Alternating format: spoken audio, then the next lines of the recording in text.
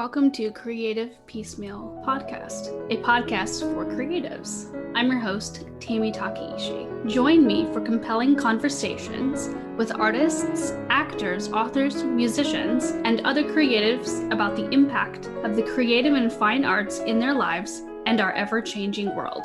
Thank you for listening.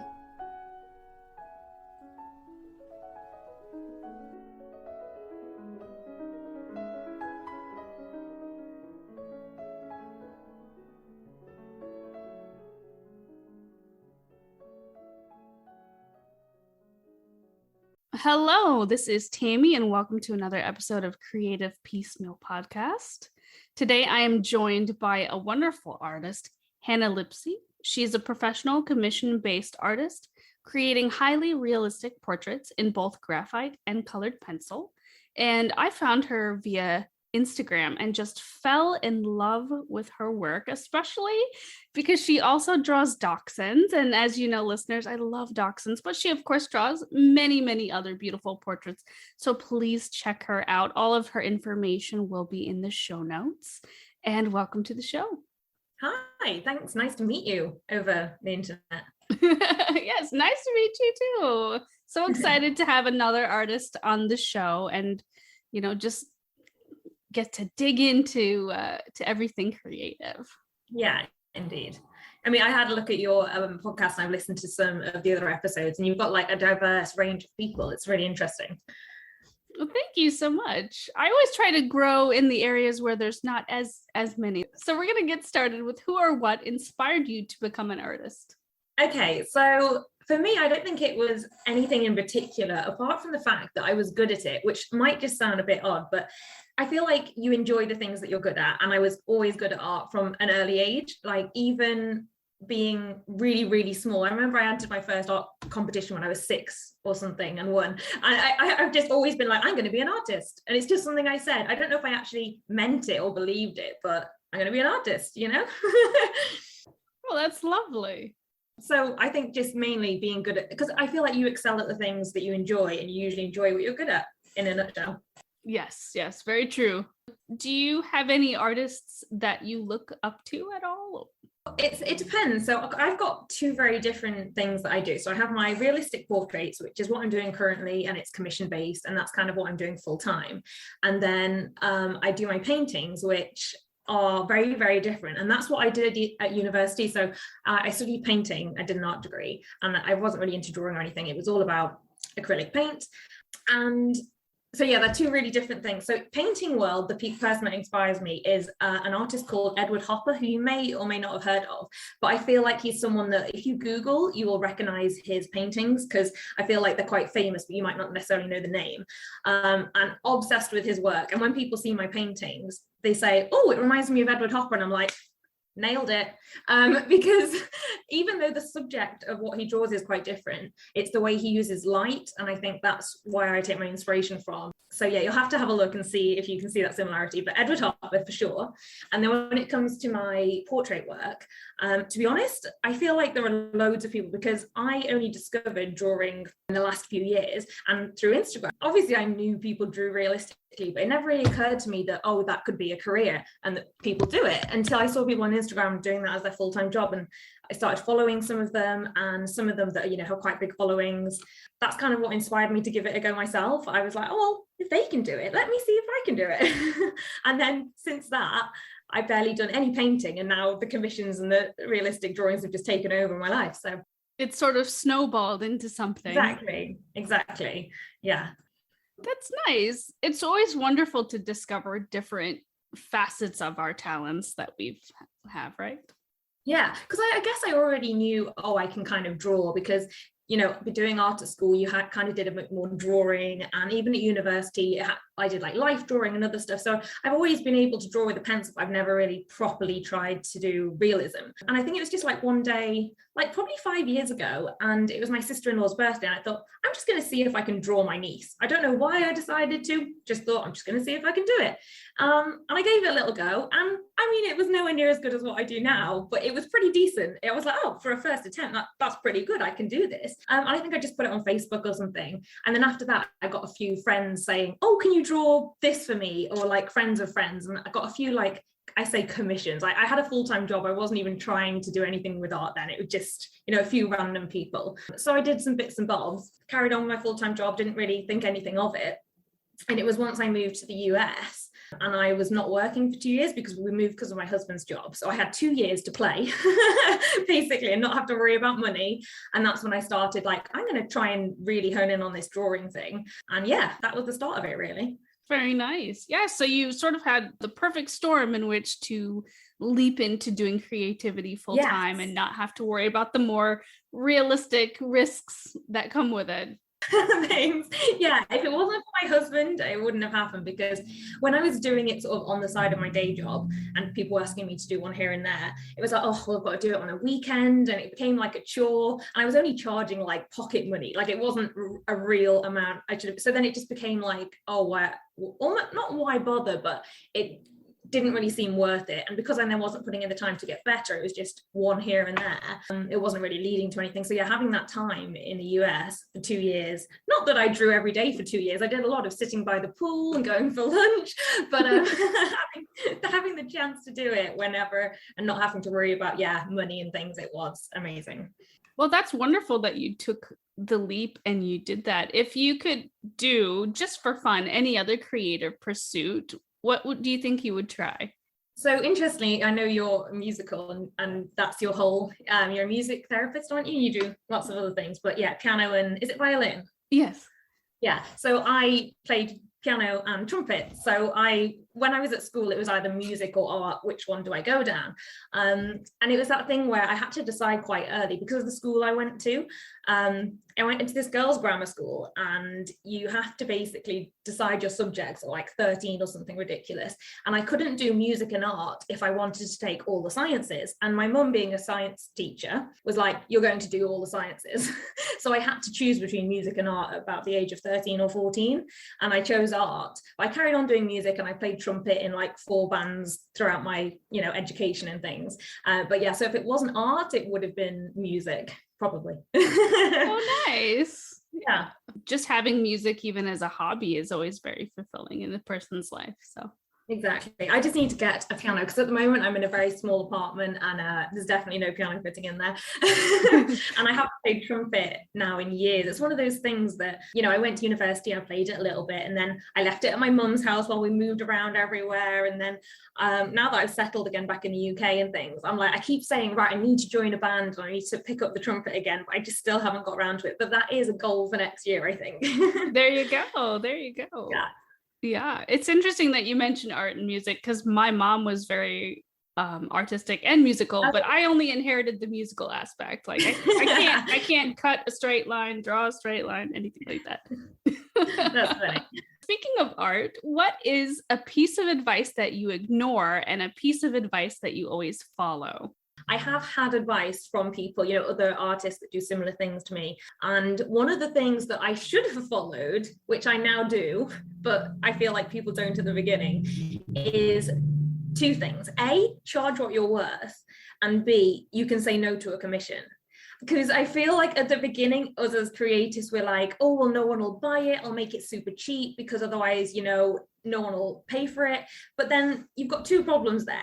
You can't make a career out of that if you're not charging your time and your worth. And B, there's always someone that's going to pay. If your work is good, and we're so worried about charging, I think, because so many people almost expect art to be free. It's oh, art's this amazing thing. Can you draw me a picture for free? No, actually, I can't. So I think over time, I gradually put my prices up, and I wish I'd done it sooner, because I definitely wasn't charging enough at the beginning. And the second one is, at the beginning, again, because you're starting out, you're so worried about not getting the work that you say yes to anything. So someone sends you a picture of their dog and it's a terrible reference photo, it's not going to make a good drawing. You're like, yes, I'll do that.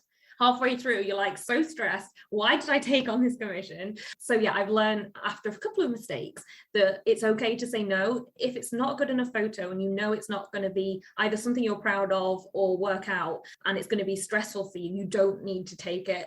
So 2 things advice that people should take, but I think everybody learns through their own mistakes almost.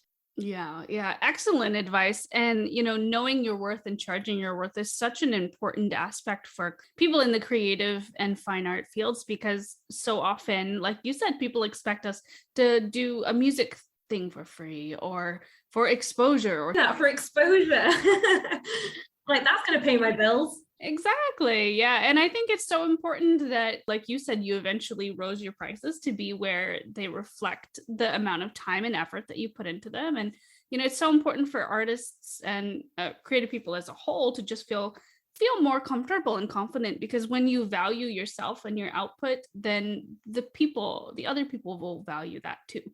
Yeah, and also you make it harder for not only yourself but other artists, because if you start charging a really small amount, they're like, other people think, oh well, I should charge that because they're only charging that, or I can get this for this amount. So we're not doing anyone a favor by undercharging. But yeah, there's definitely been progress made, I think, especially in the unusual historical situation we're all in, where people are realizing how much more important art and music and all the arts are, and how much they miss going to the movies, yes, going to the theater, going to orchestra, things like that. Yeah, you don't miss it till it's gone, as they say, or something. Yes, very true. Yeah. We're going to switch gears, and I'm just really curious. Do you have a favorite type of pen or pencil or paper or mediums? What sort of stuff do you use? What do you like? I do. So, well, I feel like, as far as being a pencil artist, especially graphite, I don't want to say unusual, but most people will go for the standard, okay, I use a 2B, a 4B, a 6B, an 8B, all the different, grades of graphite to get my tones. Whereas I solely use a 2B mechanical pencil and then a black colored pencil. So to get, one of the things people say with my artwork is that it's got really high contrast, and how do I get the depth of it? And it's because I use a black pencil rather than a graphite pencil. So it's a polychrome Mars pencil by Faber-Castell, and literally it's a black coloring pencil, and then I combine that with my 2B graphite, and I just make all the different ranges between blending those two together. I love a mechanical pencil as well because you don't have to sharpen it. It's great, it saves a lot of time. And then colored pencils, again, polychrome, also my favorite. Yeah, I really like the way they work. They really layer together well. I like how they feel on the paper, which might sound a bit odd, but it's a really important thing to me. I don't like them to feel scratchy. It's like not an ASMR thing, but yeah, if it doesn't feel right, I don't like it, even if it might produce a good result. So I'm a bit funny with things like that. And then with paint, I'm not that fussy. I just use a standard acrylic. It's not a professional grade. It's almost in between a student professional grade of paint. But for what I use it for, it works perfectly. And I've been using it for the last 5 years or so. So yeah, nothing too fancy. Oh, I know one tip/tool that I use, which I couldn't live without for my pencil drawings, for my graphite ones. And it's a makeup brush. So people...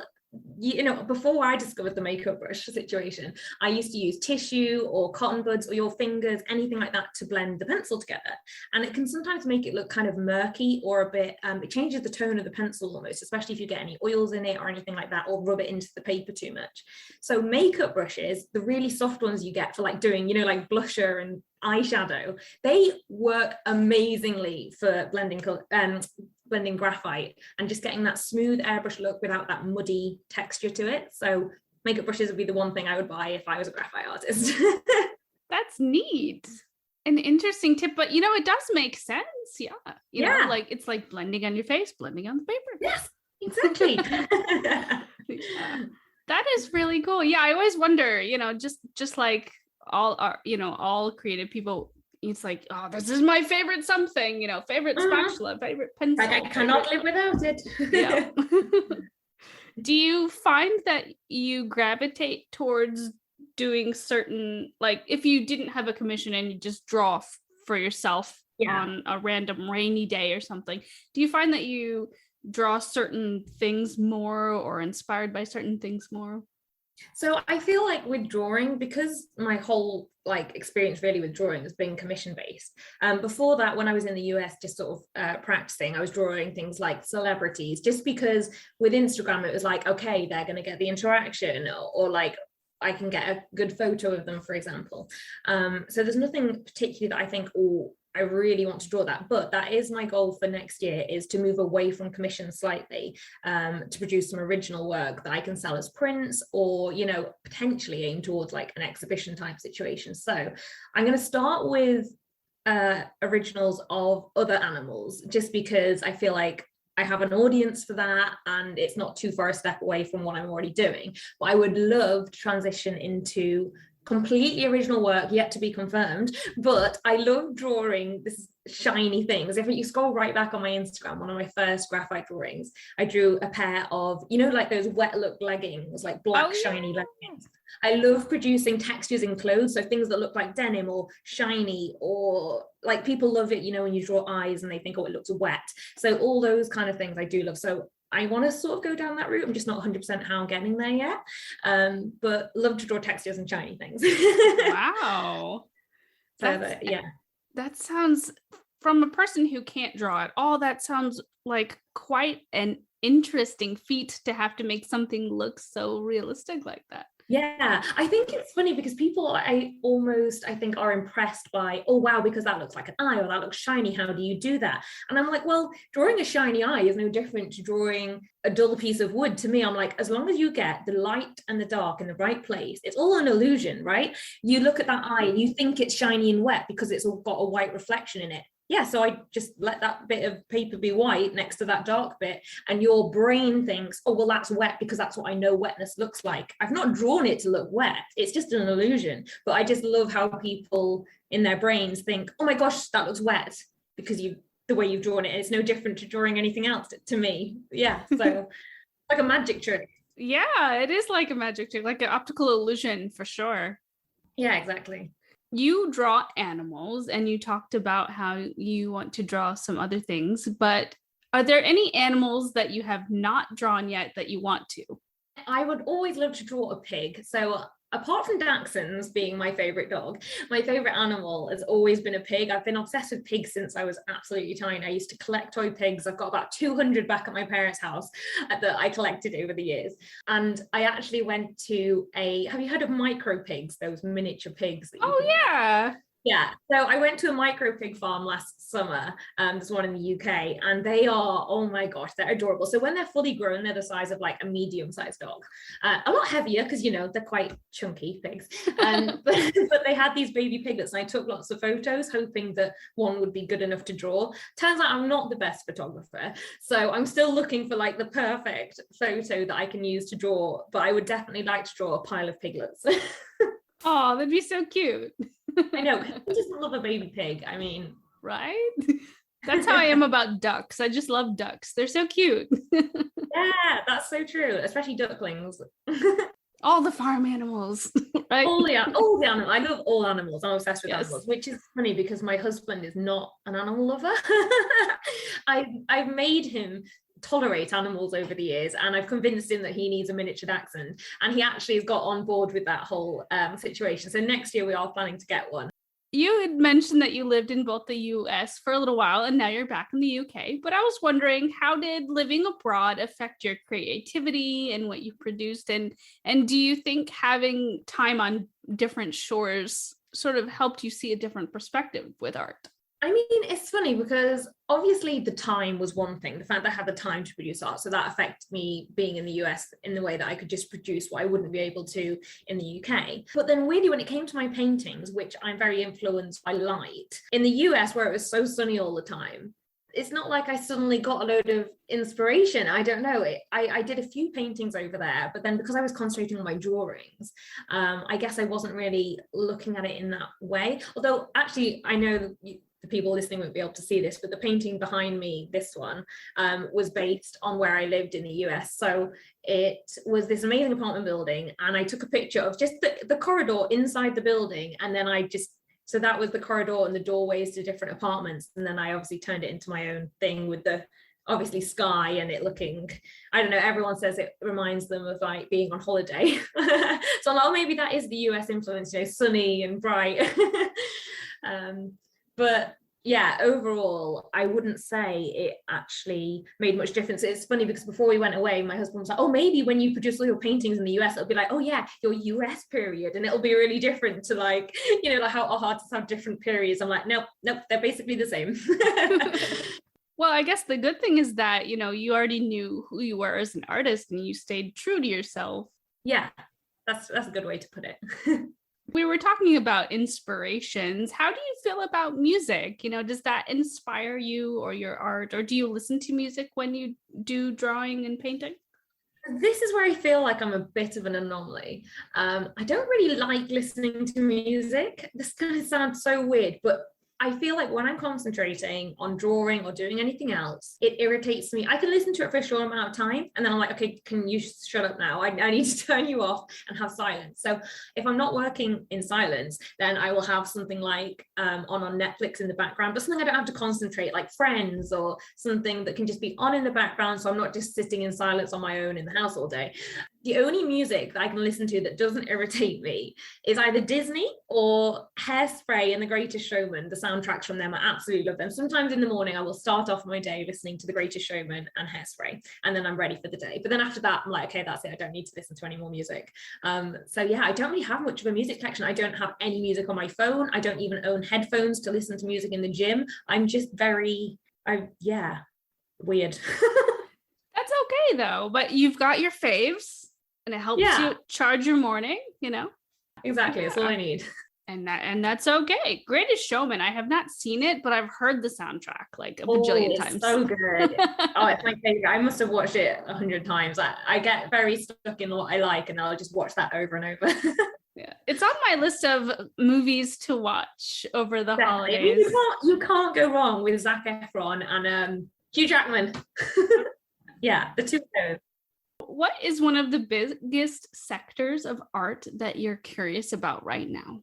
To be honest, again, like me with not listening to music, I have a very bad habit of not having a broad knowledge about the art world and not being sort of fully submersed in it.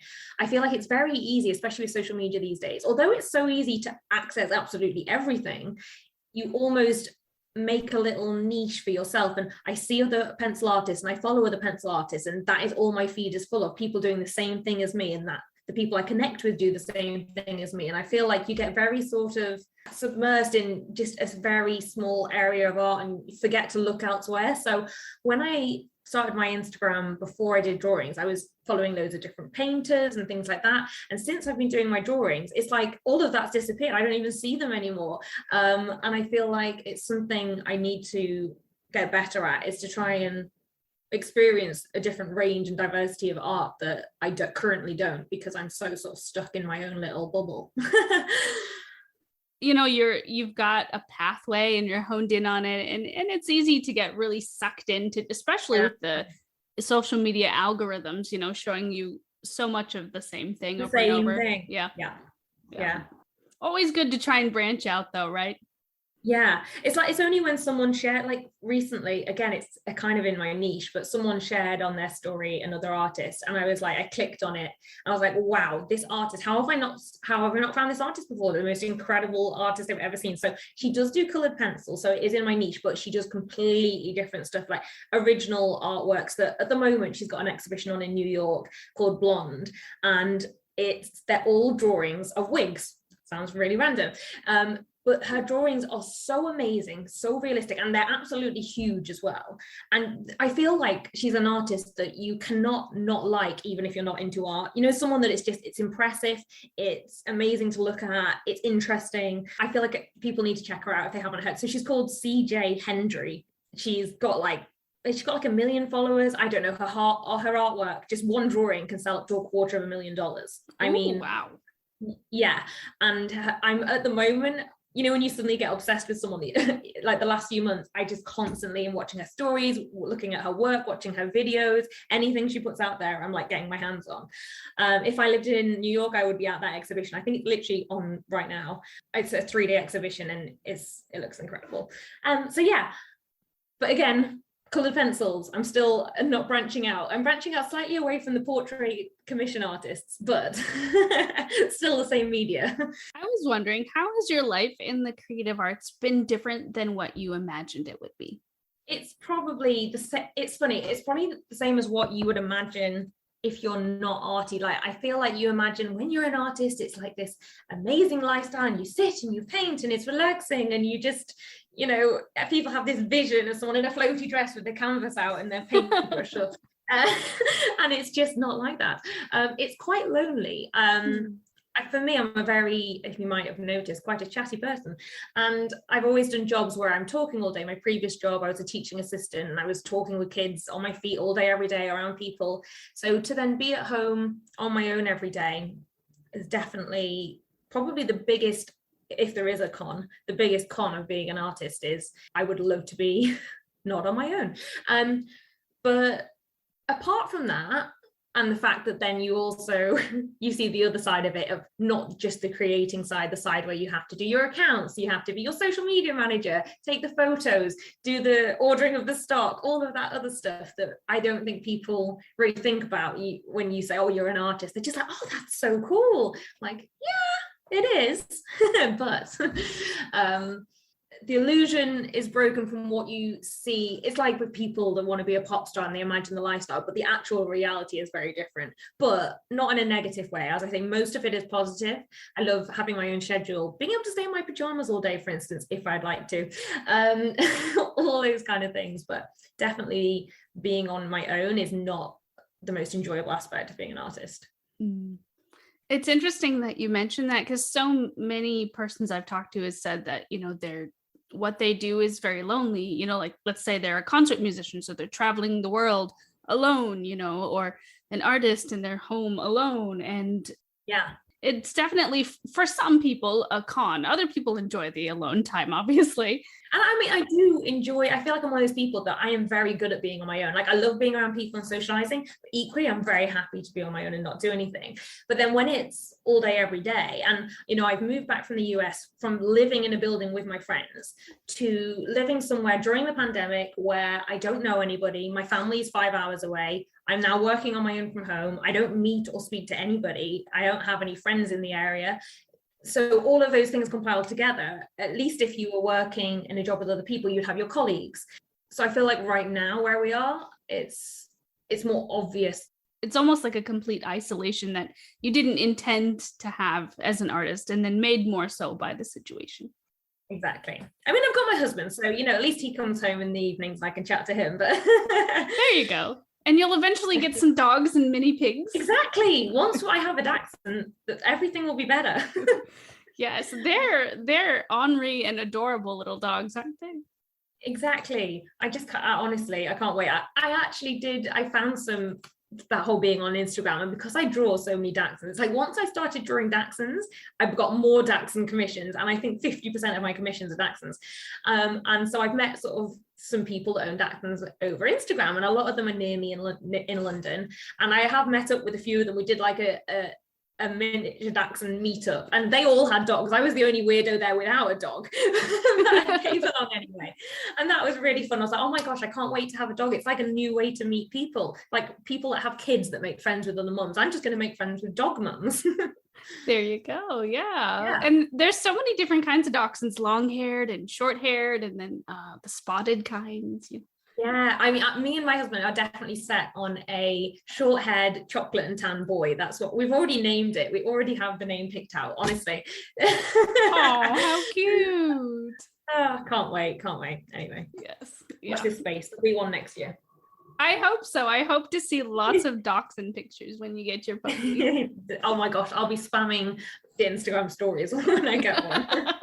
We're going to jump gears here. And I was wondering, what is a common stereotype about being an artist that you hope to break with your work?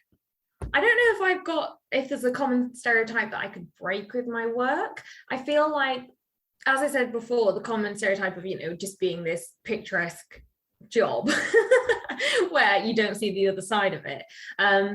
I feel like that's already been broken in a way, because I feel so many people show the behind the scenes process now with Instagram. Before, people walk into a gallery, they see the finished piece of artwork, they might meet the artist if they're lucky and be like, oh, bam, here it is.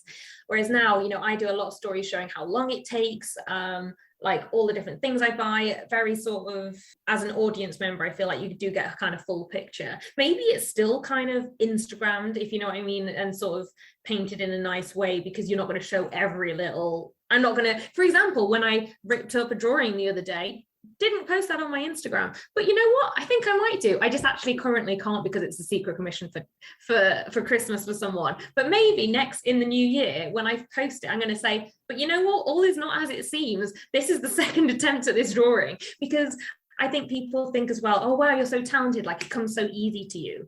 And I get that. And I obviously do have a natural ability, and I'm so grateful for that. But it is hard work, and you do have to learn. And sometimes it's a real struggle to get through a commission, depending on how difficult it is. It's not just as easy as, oh, la, la, la, I just need to draw and then it'll be done. It's just time.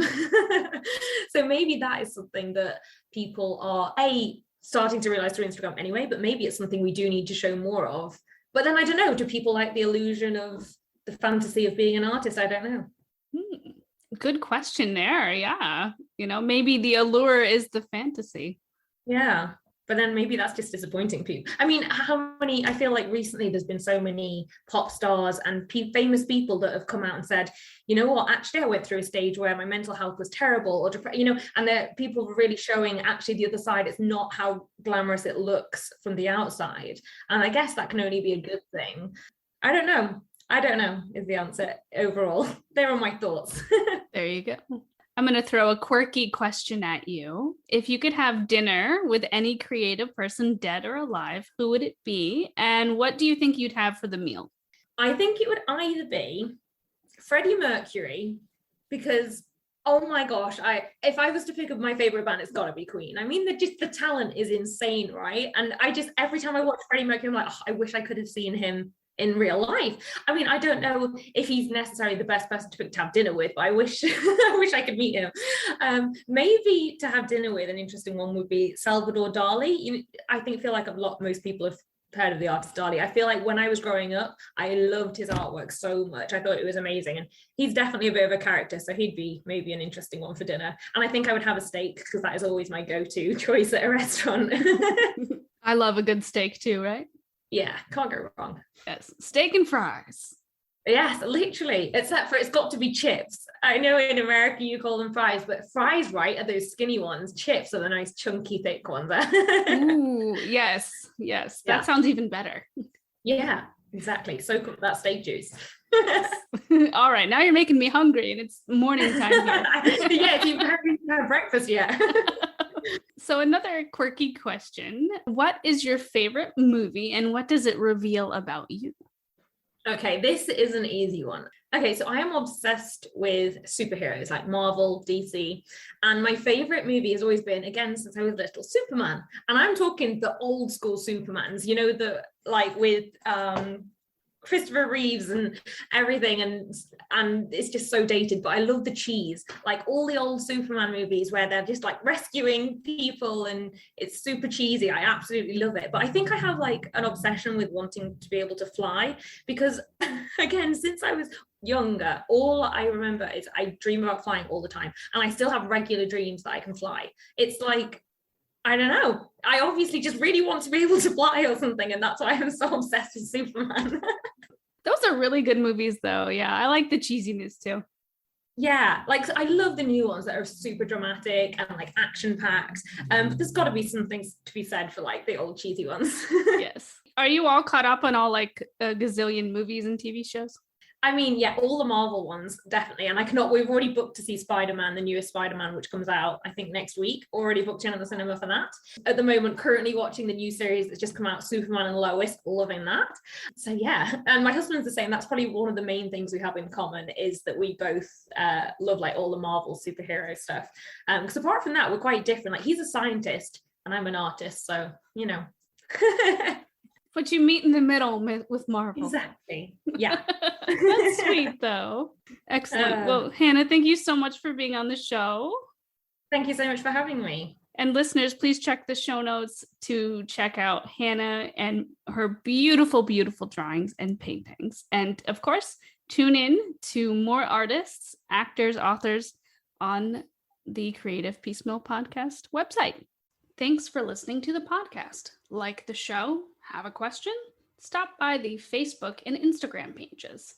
Links are in the show notes, or search for Creative Piecemeal Podcast on social media and click follow for all the latest.